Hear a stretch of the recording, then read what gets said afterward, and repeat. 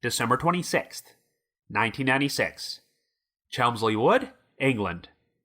13-year-old David Spencer and 11-year-old Patrick Warren claim that they are planning to spend the night at Patrick's brother's house, but they never arrive and are subsequently reported missing. The last confirmed sighting of them takes place at a petrol station, and Patrick's abandoned bicycle is found at the site next to some rubbish bins. Years later, Brian Field, a sex offender serving time in prison for the murder of another teenage boy, is looked at as a potential suspect in this case, but there is no conclusive evidence to implicate him, and the two boys are never found. After that, the trail went cold.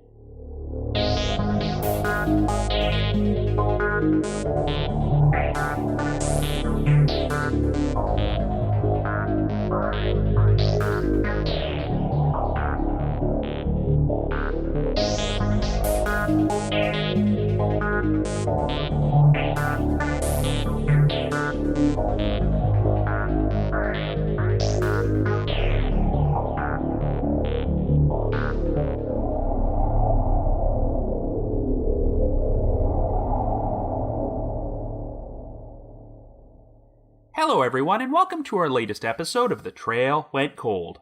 I'm your host Robin Warder, and this week, we're going to be traveling to the United Kingdom to profile one of the more famous unsolved missing children's cases, the 1996 disappearances of David Spencer and Patrick Warren. It's tradition for our podcast to spend the month of December covering holiday-themed mysteries, and this one just happened to take place on Boxing Day, a holiday which is celebrated after Christmas. Even though Boxing Day is not officially recognized as a holiday in the United States, it is celebrated in many other countries, including Canada, and it originated in Great Britain. And appropriately enough, one of the missing boys in today's episode was an aspiring boxer. David Spencer and Patrick Warren were best friends who happened to go missing together, and their case would become known as the mystery of the Carton Kids.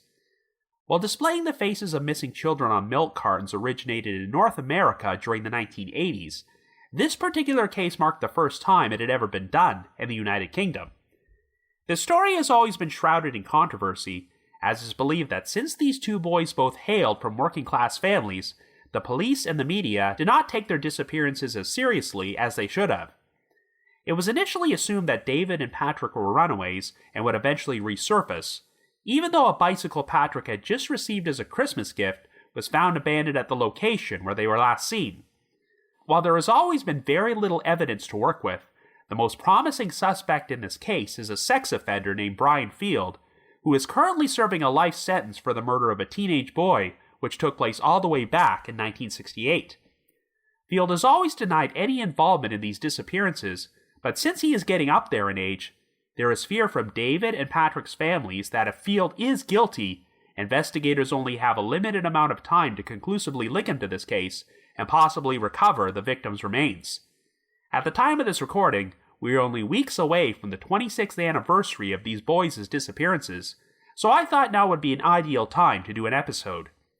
Anyway, before we get started, just a quick reminder that The Trail Went Cold is a weekly podcast, which is currently available for download on several platforms, including Apple Podcasts, Stitcher, Google Podcasts, and Spotify. So if you like this podcast, be sure to subscribe to it, and please leave us a rating or review on any of those sites to help spread the word. The Trail Went Cold is on Patreon, so if you would like to learn how to support the show, please visit our page at patreon.com/thetrailwentcold. For as little as $1 a month, you can garner access to exclusive rewards, which may include stickers and thank you cards, early access to episodes, and bonus content. I also just wanted to mention that next week, December the 21st, we'll be releasing one more episode about a holiday-themed mystery before I go on vacation for Christmas. However, our podcast is still going to be providing content during my absence, as on December the 28th, we'll be releasing a special Q&A episode, and our first episode of 2023, which comes out on January the 4th, is going to be another special update episode about cases from The Trail Went Cold which have either been solved or had major developments over the past year. So with all that out of the way, let us now delve into the disappearances of David Spencer and Patrick Warren.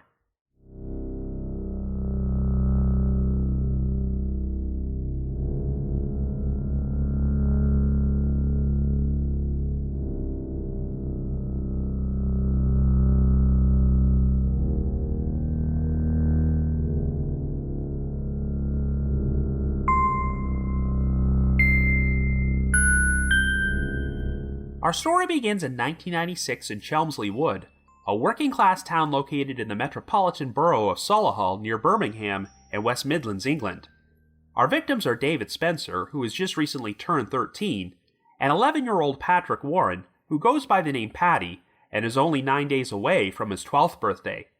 Even though they have only known each other for 3 months, they have developed a very close relationship and become best friends. David is currently being raised by his mother, Christine Hinken, and her longtime partner, Mickey O'Toole. David and his younger brother Jonathan are both from Christine's previous marriage, and Christine and Mickey have also had a son together named Lee. Paddy is one of 7 children in a large Irish family and is being raised by his divorced single mother, Bridget Warren. David and Paddy have both celebrated what were described as happy Christmases, and as a gift, Paddy received a red Apollo laser bicycle, which he was quite thrilled with. On December the 26th, aka Boxing Day, Paddy had been planning to accompany his mother to his older sister's residence in Coventry, but he decided that he would prefer to spend the day hanging out with David. In fact, that afternoon, a police officer would come across David and Paddy playing with another group of children on a frozen lake in Meriden Park, and he warned them to stay off the ice and go home. That evening, the 2 boys paid a visit to David's residence and told his mother that they were planning to spend the night with Paddy's older brother, Andy Warren. They were both seen leaving at around 11:30 p.m. with David on foot and Paddy riding his brand new bicycle. However, the boys never arrived at Andy's residence, and when they failed to show up by morning, Andy went to David's home and discovered that the boys were not there either. Christine contacted the West Midlands Police in order to officially report David and Paddy missing, but 3 days would pass before the police attempted to contact either of the boys' families and follow up with them. Investigators were initially inclined to believe that David and Paddy had run away in order to have some sort of adventure and were hiding out and being given shelter by friends. Since both boys were known for having a rebellious side, the police figured that the boys were not in any immediate danger and would eventually resurface. Even though he was still only 11 years old, David had already started taking up boxing, as he was described as having an aggressive side. While Christine said that her son was a bright boy, she acknowledged that he was unpredictable and did not respond well to discipline. David had experienced a difficult year, as he had gotten in trouble with the police for theft and other misdemeanors, and spent time in and out of youth court. David wound up being excluded from mainstream schooling, and was placed under the supervision of a social worker, and there was a good chance he was going to be taken away from his family and placed in care if he did not turn things around. This was just one of the reasons that police were initially inclined to believe that David had decided to run away alongside Paddy, and they even sent out a public plea, advising anyone who might be harboring the boys to come forward, and assured them there would be no repercussions. Of course, the boys' families were skeptical that they had taken off voluntarily, since they were not believed to be carrying any money, and did not seem to have anything in their possession besides the clothes on their backs. It would turn out that the last confirmed sighting of David and Paddy took place at around 12:45 a.m. on December the 27th, as Ellen Morgan, a petrol station attendant who knew the boys personally, reported that they stopped by the station and she gave them a packet of biscuits. Morgan did not report seeing or hearing anything unusual, and said the 2 boys appeared to be walking towards a local shopping center when they left. Well, later that same day, Paddy's abandoned bicycle was discovered behind the petrol station next to some rubbish bins, but it would be several weeks before police even realized that the bike belonged to him. This caused major alarm bells to go off for the boys' families, as they did not believe Paddy would have abandoned his prized Christmas gift if he was planning to run away. When the boys failed to resurface after being gone for 3 months, the West Midlands Police's Criminal Investigation Division finally became involved and started exploring the possibility that David and Paddy had become the victims of foul play. Since they had both been playing on a frozen lake on the day of their disappearances, police performed a search of the water to see if they might have fallen in there accidentally, but nothing was found. In April of 1997, the case wound up making British history, when the National Missing Persons Helpline launched a new campaign where the faces of missing children would be featured on milk cartons being sold at the Iceland supermarket chain all over England in order to generate additional exposure for their cases. Since David and Paddy were the first British missing children to be featured like this, they became known as the Milk Carton Kids. Over the next several years, there would be a number of reported sightings of the boys in order to lend credence to the theory that they had run away and were still alive somewhere, but none of these sightings ever panned out. In May of 1999, Christine Hinken finally got married to her longtime partner, Mickey O'Toole, and publicly expressed hope that this might compel David to return home, or at the very least, contact her to confirm he was okay. Christine would say that she once suffered a nervous breakdown over the situation, as she never went on holiday and rarely left her home, for fear that her son would show up or attempt to call her while she was gone. Bridget Warren reached the point where the depression of her son's disappearance was so severe that she could no longer openly talk about the case, and the Warren family have completely shied away from the spotlight in recent years. In August of 2003, the West Midlands Police announced that they had arrested a 37-year-old Birmingham man in connection with the disappearances. 18 months earlier, the police had received an anonymous letter stating that the missing boys' bodies had been buried in Woodgate Valley Country Park. This letter was traced to Birmingham Prison, though it's unclear if investigators were able to figure out the identity of the writer. The name of the man who was arrested was never released publicly, and it was only revealed that he had recently completed a jail sentence. I have no idea what led to his arrest, but he was released on bail and no charges were ever filed against him, so it sounds like this lead ultimately went nowhere. However, in 2006, a more promising lead would emerge when police announced that a 70-year-old convicted murderer and pedophile named Brian Field had become the prime suspect in David and Patty's disappearances. Throughout the course of his life, Field had been in and out of prison after receiving no less than 6 convictions for sexual offenses against young boys. In August of 1999, Field was living in Solihull and working as a farm laborer and landscape gardener when he was arrested for drunk driving and given a routine swab to obtain a sample of his DNA. Well, a year and a half later, Field's DNA wound up being linked to one of England's most famous unsolved cold cases. On the afternoon of April the 23rd, 1968, 14-year-old Roy Tootle turned up missing after leaving Kingston Grammar School in Surrey. Roy initially boarded a bus with friends, but since he was hoping to save up money to buy a new bicycle and train set, he decided that he would avoid paying the bus fare and hitchhike the rest of the way home. Well, Roy never arrived, and 3 days later, his body was discovered on an estate in the village of Mickleham.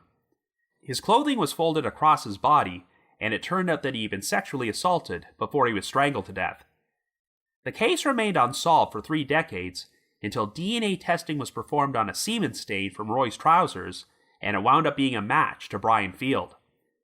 Field was taken into custody on February the 21st, 2001, and even though he initially denied any involvement in the crime, he was asked to submit additional DNA samples before he was placed inside a holding cell.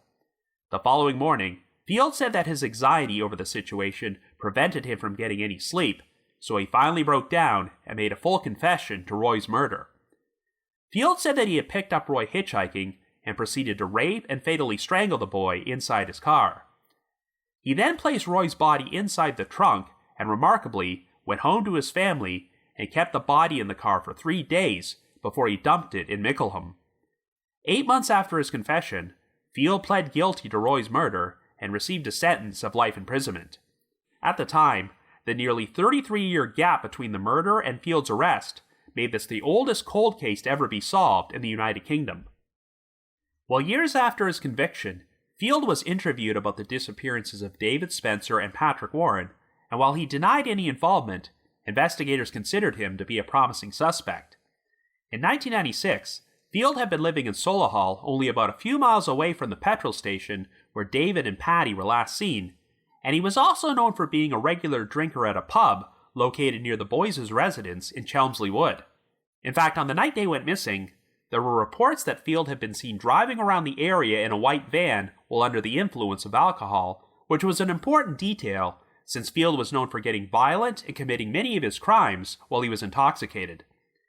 Since Field was a self-employed gardener at the time, he also had knowledge of and access to open land, which would have been ideal locations to dispose of victims' bodies. Shortly after Field was interrogated, the West Midlands Police performed a dig of Damson Park, which was located only about a half-mile away from where Field had been living in 1996, but nothing was found. Even though there was no direct evidence against Field, One of his previous offenses occurred in June of 1986, when he attempted to abduct two teenage boys near the town of Oswestry who were ages 13 and 16.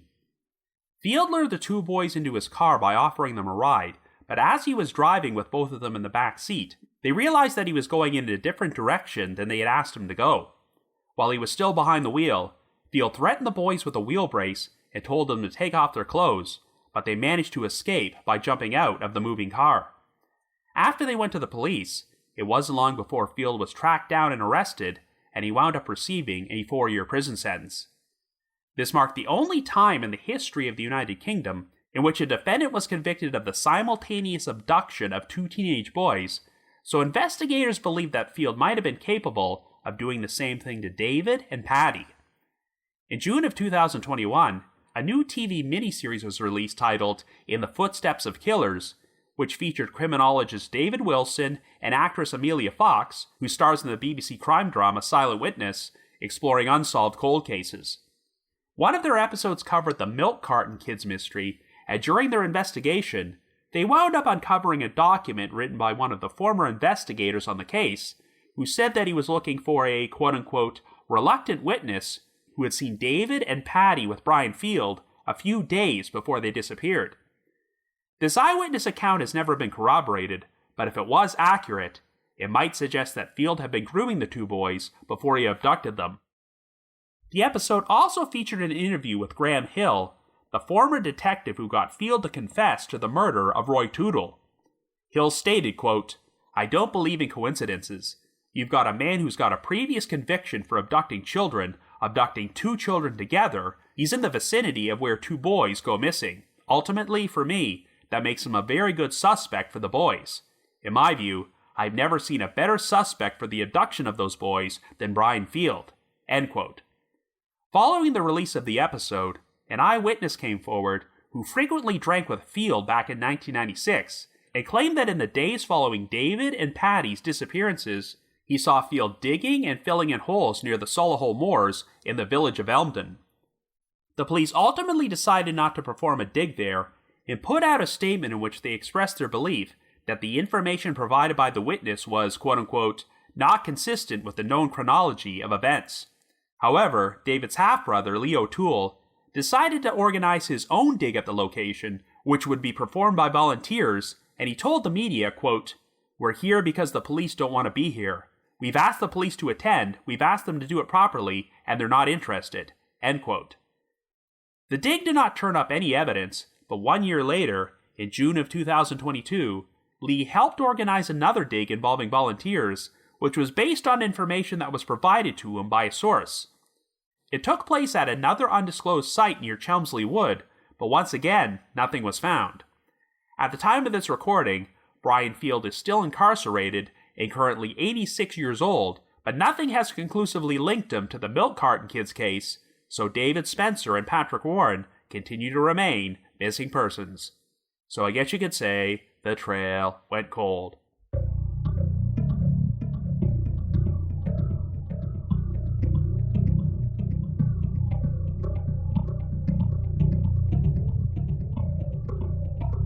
So it goes without saying that all missing children's cases are tragic and heartbreaking, but stories in which multiple people happen to go missing at the same time are particularly shocking.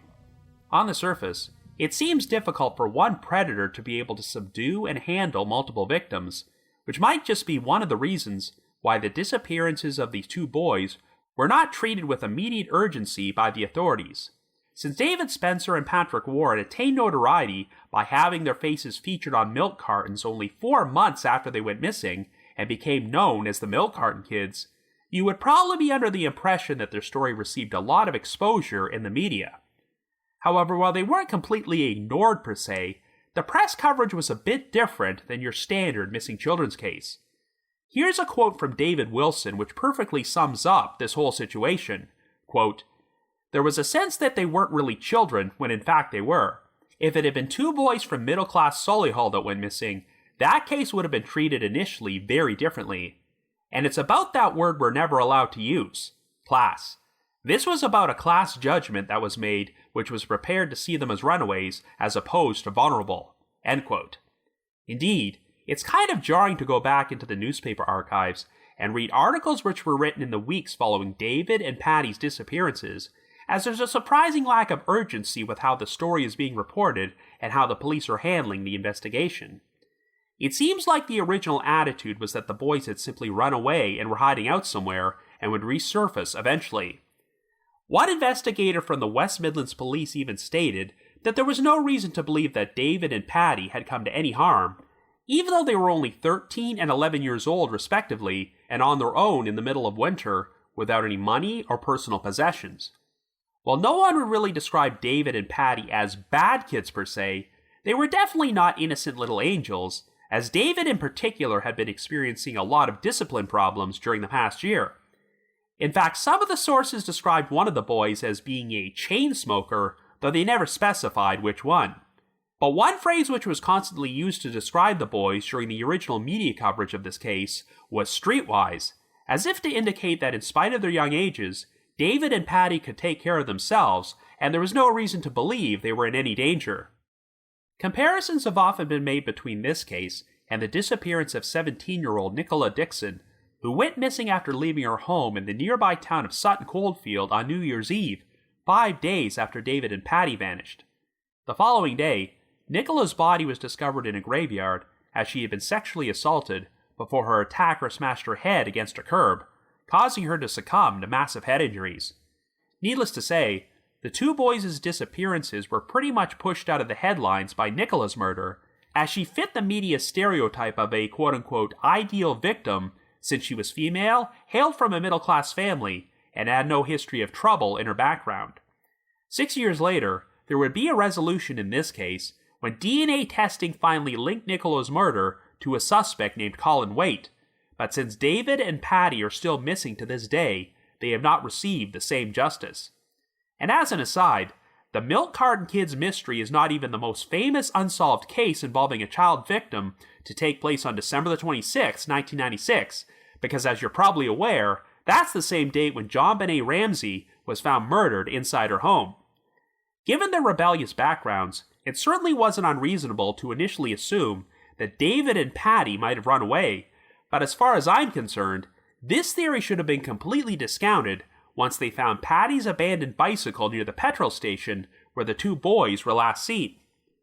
Patty had just received that bike as a Christmas present and had been using it non-stop ever since, so if the two boys wanted to take off somewhere, it made no sense for him to leave the bike unattended in a public place.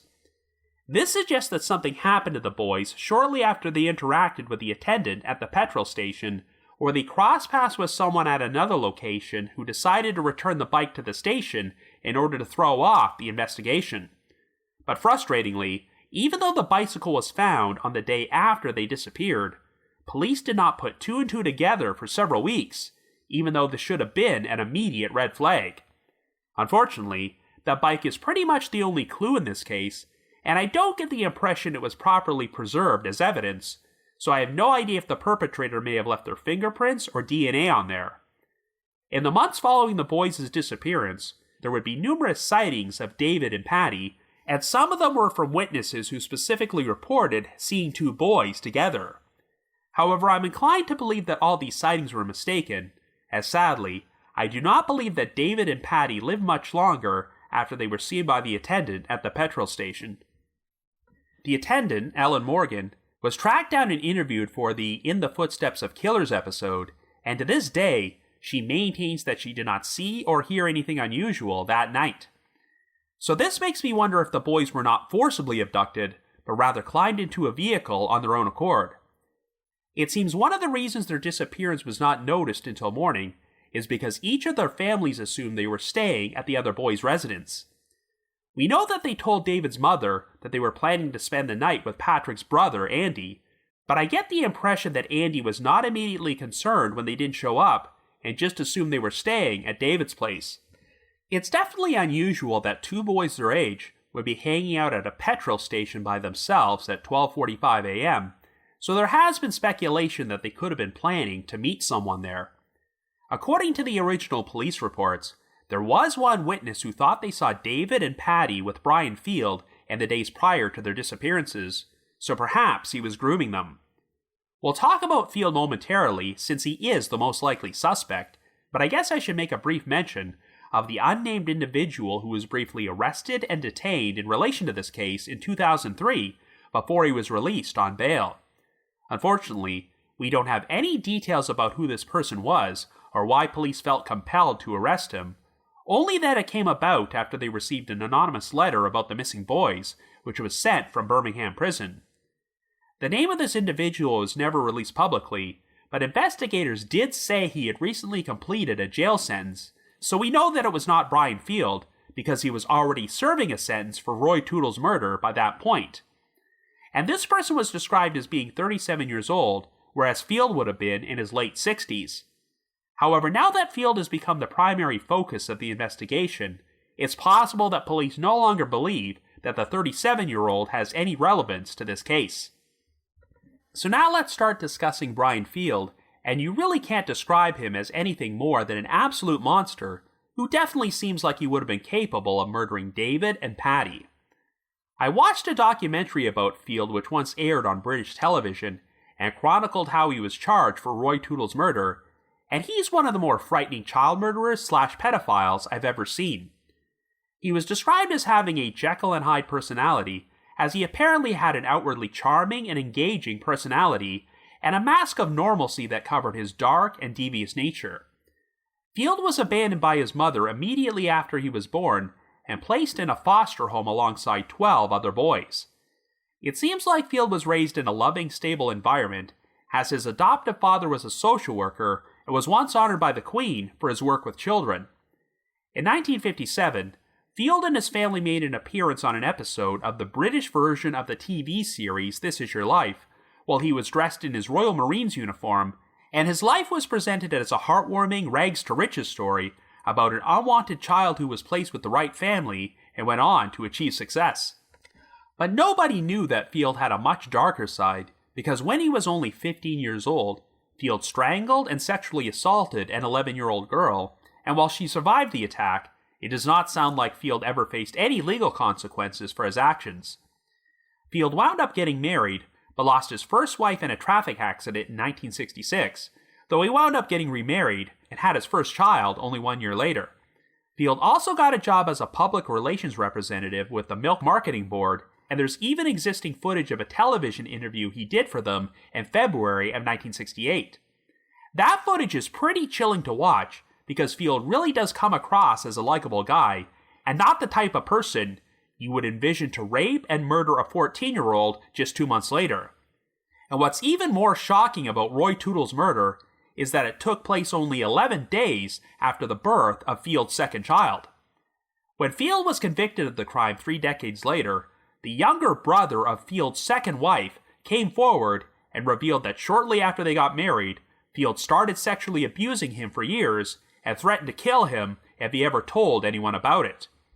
The brother also recalled that on the day Roy was murdered, Field came home and yelled at him to stay away from the garage. In retrospect, it seems likely that Roy's body was still inside the trunk of Field's car at the time, since he did not dump it until 3 days later. It's also worth mentioning that Field has been looked at as a potential suspect in another cold case involving a teenage boy. This one took place in the community of South Yardley, and the victim in question was 15-year-old Mark Billington, who went missing after leaving his home on his bicycle to fly a kite on September 1, 1984. And much like Patty Warren, Mark's abandoned bike was found in the area. Just over 2 months later, Mark's decomposed body was discovered hanging from a tree in a wooded area located 7 miles from his home. The police initially believed that Mark's death was a suicide, but his family would not accept that at all. Since Mark was developmentally delayed and had a mental disability, it did not even seem like he was capable of tying the complicated knot found on the tow rope used to hang him, and no one could figure out how he would have attained such a rope to begin with.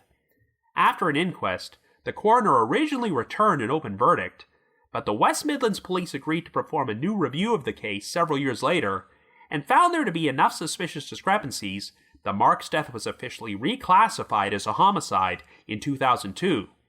Unfortunately, since the original investigators treated the whole thing as a suicide, they wound up losing many key pieces of evidence, such as the rope and Mark's clothing, negating any potential opportunity to extract DNA that might belong to the killer. Well, it turned out that in the weeks prior to Mark's disappearance, Ryan Field was released from prison, where he'd been serving a sentence for gross indecency after fondling a 17-year-old boy, and he was living only a mile and a half away from the Billington family's residence. In recent years, the Billingtons have begged the police to visit Field in prison and interview him about Mark's case, but this has never taken place. I'm not sure if investigators are convinced that Field is the guilty party in this case, as they previously made mention of looking at a group of teenagers who had been seen in a park behind Mark's house as he was flying his kite. It's also been reported that Mark later went to a building society in order to deposit money he had earned from his paper route, and these same teenagers were seen there. However, no further details have been released about who these teenagers are and what possible motive they might have had for killing Mark and hanging him from a tree. And since Mark's body was heavily decomposed when he was found, and his death was not treated like a homicide investigation, I'm not sure if they were able to determine if he was sexually assaulted, which would definitely point to an offender like Field being responsible. Without any further information, I really can't say for certain if Field was the perpetrator, but he's definitely a promising suspect, as no one would be surprised if Roy Tootle wasn't his only murder victim. So by 1996, Field had already served multiple stints in prison for sexual offenses against boys, so he had been divorced by his wife and disowned by his children, and was pretty much living as a loner in the Solihull area. After he was imprisoned for his failed abduction attempt of the two teenage boys, he was released in 1990, and given that he was an habitual sex offender, a lot of people find it unlikely that Field would have been able to go an entire decade without harming anyone else before he was charged with Roy Tootle's murder in 2001. One of the main reasons Field is considered to be a compelling suspect in the Carton Kids case is because he had previously attempted to abduct two teenage boys at the same time, and if they hadn't managed to escape, there's a good chance he would have killed them.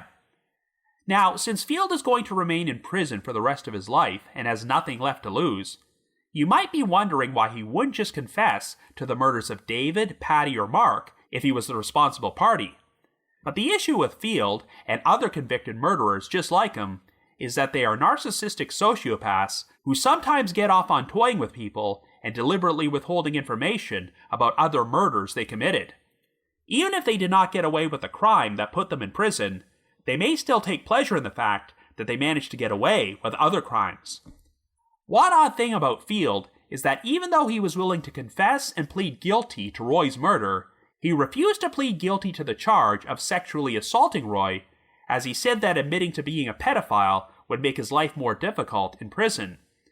Well, that's some pretty faulty logic, since he had already served time in prison for sex offenses against other boys, and I think being an admitted child murderer would make his life difficult enough.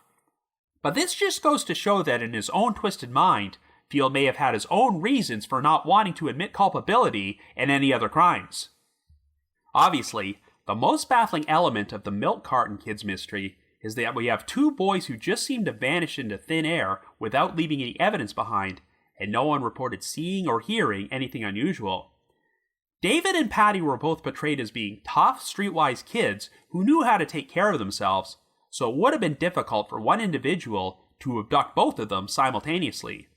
And since David was an aspiring boxer who had already fought some bouts in the ring, I'm sure he would have put up a fight.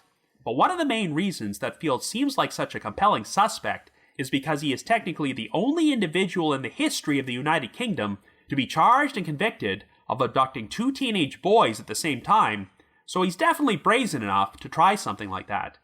Now, on one hand, the abduction attempt from 1986 was unsuccessful and led to Field going to prison, so this could have scared him off from attempting something like that again. But on the other hand, maybe the lack of success only made him extra motivated to try and abduct two boys when the opportunity presented itself.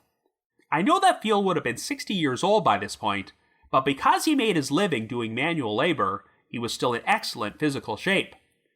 We have uncorroborated reports that Field was seen driving a white van that night while intoxicated, and it sounds like alcohol practically turned him into a different person and gave him the extra push he needed to commit his crimes.